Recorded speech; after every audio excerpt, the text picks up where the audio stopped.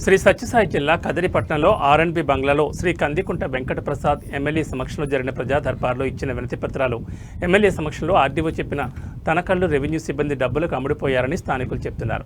మళ్లీ వారు ఆర్డీఓకి వినతి పత్రం ఇవ్వడం జరిగిందని బాధ్యత తెలిపారు. స్వయాన ఆర్డీఓ సంతకం పెట్టిన ఫైలు వెనకకు పంపారన్నారు. వినతి పత్రాలు తిరిగి రైతుకు పిలిచి వెనక్కి ఇచ్చిన రెవెన్యూ సిబ్బంది తను ఎంత చెప్పినా పోవయ్యా ఎవరికి చెప్పుకుంటావో పో అని అంటున్నారని రైతు ఆవేదన వ్యక్తం చేశాడు.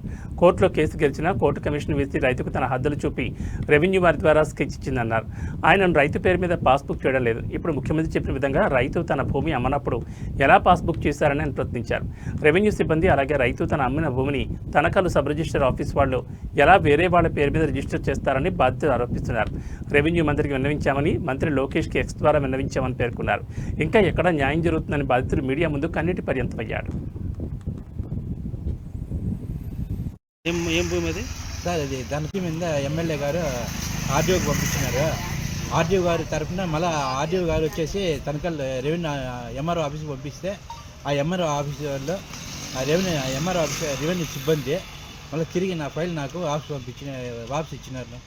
సర్వే నెంబరు 840 రెండో లెటరు. మీకు ఎన్ని ఎకరాల భూమి ఉంది? 2 ఎకరాలు. ఏం భూమి అది సార్? అది దనకల్ గ్రామ పొలం. ఏం భూమి ఎలా వచ్చింది మీకు? ఎలా ఇది ఇనాం కింద వచ్చింది సార్. ఏమైనా మంగళ ఇనాం కింద సార్. ఏమైంది భూమి అది? మా నాన్నకు మంగళ ఇనాం కింద వచ్చింది. ఏమైంది అది విధాయితలు అనేది ఫేక్ అగ్రిమెంట్, దొంగ అగ్రిమెంట్ చేసేసి దాన్ని స్వాధీనం చేసుకున్నాడు సార్. రిజిస్టర్ లేదు. దొంగ అగ్రిమెంట్ రాసుకొని తీసుకున్నాడు, రిజిస్టర్ లేకుండా దాన్ని తీసుకున్నాడు సార్. ఆ అగ్రిమెంట్ ఇట్లా దయచేసి ఎంఆర్ఓ ఫైల్ రిజెక్ట్ చేసినారు. నాకు న్యాయం ఎన్నిసార్లు ఎంఆర్ఓ ఆఫీస్ 20 అర్జీలు అంటే ఇచ్చింటాను. ఆ అర్జీలు కూడా ఒక అర్జీ కూడా వాళ్ళు న్యాయం చేయలేదు. దయచేసి మీరన్నా నాకు న్యాయం జరగాల, ఎట్లా న్యాయం జరుగుతుందో మీరే చెప్పండి సార్ అని చెప్తున్నాను. నాకు న్యాయం జరగాలి.